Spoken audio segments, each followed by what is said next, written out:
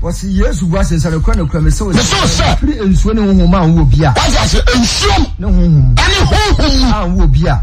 To me, sending a couple. What I say, and swim, any home. Somebody, so I'm free swim, any home will be a. Sending a couple. When I'm going want to be saved. You can't enter the kingdom. Tell you, I was on your newborn baby. Newborn. We are body of fufro. Na body of fufro yano. Ekwa nyankopon fashion. Enye moja. What I say? John chapter 1 verse 13. Was it enfri moja? Enfri moja. Anadi ohonampe. Anadi obari mapem. Emo mefri nyankopon mu na wo. Efri nyame mu ana wo. What I say? Enfri moja. Anadi ohonampe. Anadi obari mapem. Emo mefri nyame mu na wo. How say this here? Fine. And then I say, I'm friends from the home. I will be. And Yamana home. Yes. In talking time, 2 Corinthians 3:17. Was said that yes, on one home. And this one full sound home. I will be on your copy in your room. The answer also. So from the course, sorry. Major because you may other may a decking. The question is to me in when about to me. What was here? And this obesity. Now me I want to fulfill. 2 Corinthians 5:17. 2 Corinthians chapter 5. C'est obisomoi. Obiantayo. Osi enti se obiwo. Christ sumwa. Na oye abodi o ye new creature nyoma dada no etwam nyoma nyina ye foforo enti so bi wo Kristo mu a anya sori mu o Kristo ni mu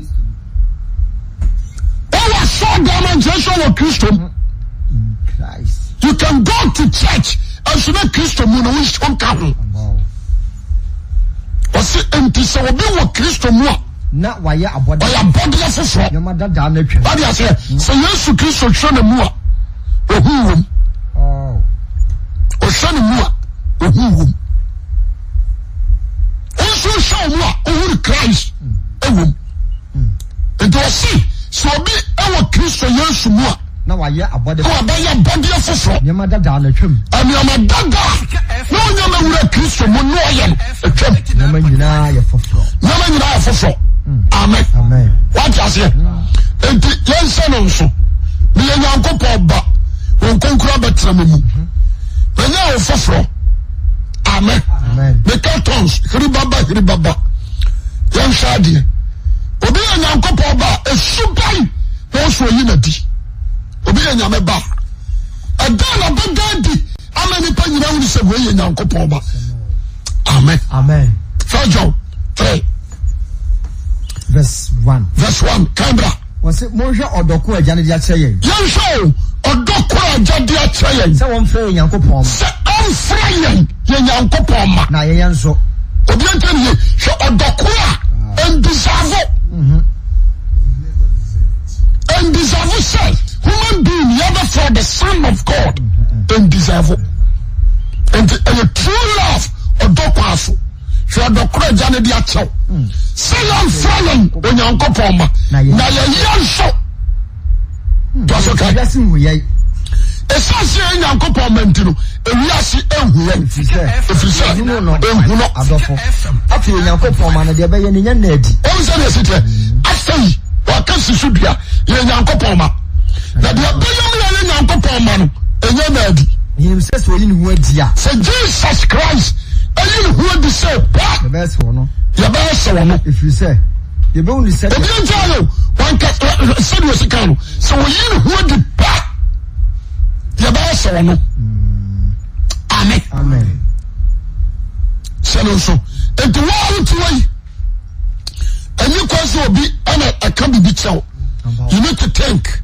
you be say ana so Kristo yi ni hu adi pa wo o ba so wono that is the question because no amen go to us was if you say you were the say best the best one na o si ne fi say ye ba uni say the ono tie ye ba uni ne said your tear. Na obiara won who ni das we no ote na ho said ono ho tear. What you say? Say no one who ni das so. Say opia ma so no a. I was some me tear me ho. Me tear me ho. The most separation. Adam ni we are sick phantom. And you are body and you are so for you. May you out. What you say? As one man say kwa dia. I want to go na sumi na me. Ai. When person say ni pa bia. The person say Christ. Amen. Adam you who adi no. Na say no. The pastor what you say? And now I'm practicing the life of Jesus Christ. That's all. Amen. I was practicing behavior. The lifestyle, the character. Because the person yes or no, the character was a time na mitwam. Then kwara bobo. Na ba ku bi wo mo. O otia. Na oso ma no odrew. O timi twa na ba ba ko ma tuni di mercy. No say gaba ko so ba mini Ronaldo na say adua. They say amen. Amen. What you say? Me just three power. Oh. Ni say, o say mercy ni bobo. Ba ko so say Ronaldo ni bobo. It is all your mercy dia me should be Ronaldo. Them say yes. The economic calculate say again and kwala we no. E won say prayers na huntia obi aso ye we. So until you make your say until now you can't call yourself a Christian abrekura wan show mu untinimu. What you say? You can't call yourself a Christian. Abrekura tonya abamu abaya no nsankae. Osi Nyankopon amade na de aya chede. So dog ade dia dog. Say for Nyankopon ma na ye nso. Na de ba ni nya na di na Kristo ni hu dia. Ye ba so no. About what you say? It is starting from today. Philippians 2:5. But say my dear what Kristo Yesu trim no. And try with them be. We be say only Kristo ade say. Oh. Also you we are it think about flesh. Say no, we who the pakora we. Amen. Amen. Go to us. Obiara oye bone no, oye de tomera. Obiara what take this earth. 89.5. Obiara what take this earth. Ya oye bone no. Munti asem oye de tomera. Obiara what take this earth. Ah oye bone no. Oye adu to awrade Nyankopon mra. Na bone ni mra to. Oye de to nyame mra. What you say? Na bone so oye mra to. Na munim se ono de oyi ni wadi se o de be so abon na boni ni mu obi anta ayi obi anta mi anka je Yesu se sakra wadwen abo obi ansida obi ani want to be catch Jesus Christ so wura sakra wadwen aboni na wudi about purpose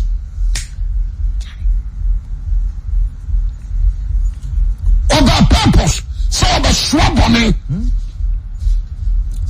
What I say? Oba so abone. Aso no bone pa no. Eninimu. Aso oba so akotone. But no bone eninimu. But you and I, you say what say? You say when you see so abone ato akone. Sika FM. No bone no dini yamu. Sika FM 89.5. What I say? What so oba so no? That's the question. Because I don't know. Oba so ba swab. Obiala woti ni mu no enye bone. Obia Kristo Yesu tini mu. Na onu so ti Kristo mu no. Adia ye friend sin. Onya bone. Obiala bone ni hu no. Oje me so amepe amen. Amen. Ti asabni obia woti ni mu no. Na onu so ti Yesu mu no. Adia ye friend sin onya bi. Obia nsele so e sofo. To be betwe transasi so a. Onya bone. Anya Bible na kan ham. Wase obia wo tikri mu. Onya bone. Wa wan ka ma bofo. Wase onya bone. Na me ka se me jira hoyi. Me support sin. Sika FM 89.5. Masori bane wo. Yam ti so di nkwasi asemo na hoye mahi. Sika FM 89.5. Debi asema me kanu. Bija aso dan awiane anajo. Epom kan no kwasem de tiawo. Enti so okokonete se amenka amekan sem se bonsam. Bonsam na ayo. Wa na ayo bonsam no wa. Amen. What I say? You know, never will be at the end of my side because I want some of my yes. What are born in? No, you be or you're born in a who would have done that. As we know, And to what I saw him, what be so? Why was the first time you would say yes to me? And Jesus Christ, and you who the child plan, Samuel. We can see Christ. Was a bonnet, according to Isaiah 59. Was a mumuyo. I'm only a mentality. The bonnet so cut and if you. It did a woman say, "Why you bonnet?" I didn't who best you. And then pass on the Anthony. It did another vampire. Our bonnet uncle won't you? Because when trade the empire. What is that? John 9:31. John 9:31. Was in so young couple chap on the floor. That's so this one young couple no ya dear pa. No tieno. And there's some like can it any. I saw out to my bonnet. I never done no. Now they have no that because one young couple now. See your home. Young couple now. Now they are boss of the Sonia Quackone. Now your boss of bonnet will be yubi. Ube yubi. Nti asori ba ntimi no. Yo, amara konkwa na odi nam. Tasebili, bakada empese ne. Ibia wani wo ho. Ese se Christosom, aya goodie. Aya fashion. Aya life. What is a Christosom aya life? Aya fashion. Aya ti say obi atikuo. Na wakojobi. Which we have up. They say Christmas a good young boy. You need a chauffeur, you chauffeur, man. And then you have the life. No clue, Sempa. I'm assuming I'm assuming you born here, we are free. Seriousness, no form. There's no seriousness. Now, what from Kwajo? Yamina and Cassani, your son, I said, well, Josiah. And to tell them to send you to concert party, I said, Papa. Enjoy your flesh. That's somebody that didn't yen sakra. One also for Nankas one sakra. Now also a sakra, yen sakra. The more you have impossible who know. What you say? In the churches, a more you have impossible who know that. That's it. Also, a being uncle power on. When you're bonnet. When you're bonnet.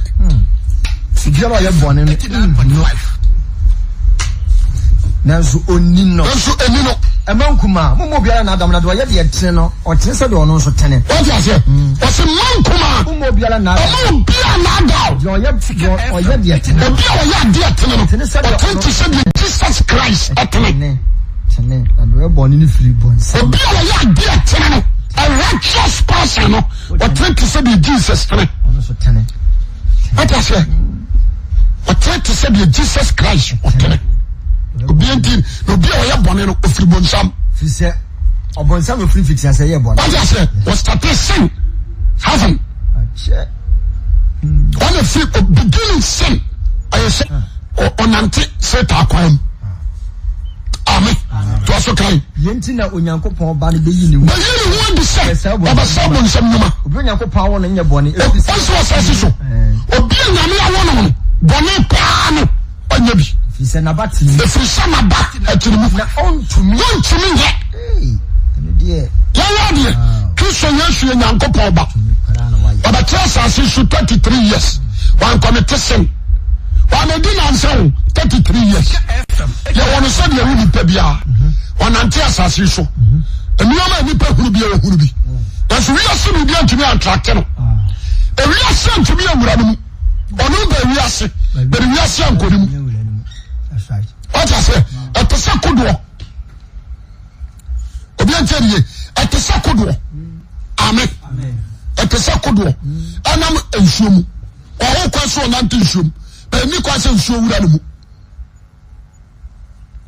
obi a wotie me nɛ tie ne yie so aso yɛ kristoni a mede amɛka kyerɛ wo ɛnyɛ me na mebɛyi bɔne no afiri mu na ma mɛka mu nokora de akyerɛ wo. You need to do something for your life. And then, and they say, well, I'm more beyond and no one can can't show some young fancy trail. And more beyond 10 wagon. And you listen, yes, a phone and I what you say? And then, you may be a Christian. Yagum. Amen. Amen. And the Christosum, who I saw them at the Sabola. And the FM, and don't go to her, and you. And you may feel all the one. I saw him. The Roma racer, Roman father, Roman folk a year. Some about 10 years about no. Almost secret. Bramai, no, who be brave. What I say, or whatever you coming on one call. The same way with him. What could come say, and I can say, and yet, Manin can say, yet. How's an apple? And you tell you apple. I'm a father say, for some question, somebody Bible, don't do it. What only when you're ready, there's a flesh. I'm a person of the community. Now, be very careful. And continue upon a demo that you are ready. Study Christ, the life of Christ. FM 89.5. Amen. Amen. Mental. Because one to maintain the name of Papa and your training. Sansa Sawano, a radempe. Because I'm James 3. James chapter 3, verse I think 11 or so. James 3, 11. James 3, verse number 11. What's it? I should see people and you come in when you come. As some of us on the NTN, and you see it. And when the tea and so the free bar. And you will be some questions, sir. I should be free. A suit, and she be free, she dead. The 300 so the free ban. And what time you know, baby, I get. You know what? And you could read my bit mass. I'm betting us with the other. I know, but baby, to us, brother. I answer the shooting and children. And to me, men should ban back. And shooting 10, a man should pack. And to us, up to 7 and a plan your pet. What I say? And the young child should buy a crayon. You will say, who said, I'm a shoe. Yes, sir, rather, and 89.5. No, what is he? Assembly twice. Verse 8. Why not? Was it why no union Safoni in before? Manem Fabrapa in children in Yuma or Joe. Wow. That's a money time money. Tell you, why? I want to make them. Why? I'm a union Safo. I'm a union Safo. Me on before. I'm in before. Manefa or Brapa. No, Fabrapa, Papa. I'm children in Yuma or Joe. I'm a Joa. Yes, Amen. It is a Christian nation. Be very wise. Amen. So Jesus now and trust us with Yamena and trust us with some shishas as issue and you're a flushia. Or if you are caught in Canada, Uncle Quabritri. We are endless. Oh, Nibutayia. Ghana, whatever, no be my and so I told you. Yes, Tinyama. And then I'm persuaded you. And then Kotogo back and so sit your chair over the other wishing. What you have Kukum, sit that chair over the other. What I say? A bit to Kukum. I don't know what Kukum. You don't was in a chair with your mic at the end. That's a $7. Who thinks you said? And so to Kukum.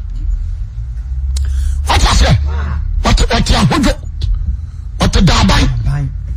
Tini. And see America though, and see Tilida.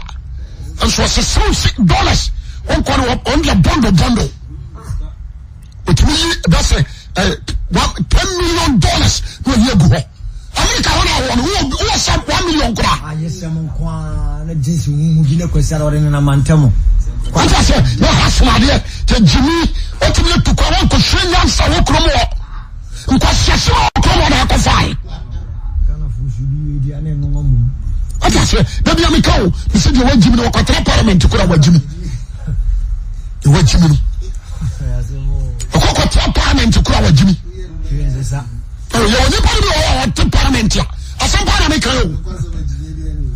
Oh, Jimmy, see, the Jimmy, the dinner, she had no cover parliament.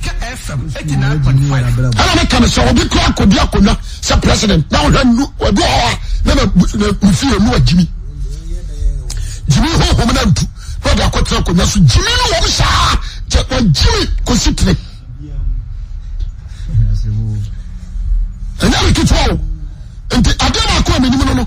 And the American Italy in Belgium are what you know. You need to think twice. Sure. Be a sensible person. A cyber woman, you need to change your life and thank Jesus Christ. And to tell the rules and yes, and you when you're winning. America doesn't show them and go there. We have that promise in God we trust. But it is not correct. They say, I'm not trusted demonic. America never did you. A demon. A bunch of man, one of America. Bonin coming in because Sassim, you know, to Massa. Say fulfillment. The person be out here to you. No, to Canada. And I don't preach me come say, so Rabbi, you are doing your capital brief. Never soon, Yabi. And try for your crumb. It's better say, open Pagana, no me, no Baptine, no bra, no woo, now call heaven. Since so much for America, Bekuruma. Yes, and a pay, wouldn't you suffer? Yes, Master, no. So when Jesus here for Jesus, let me show on your case.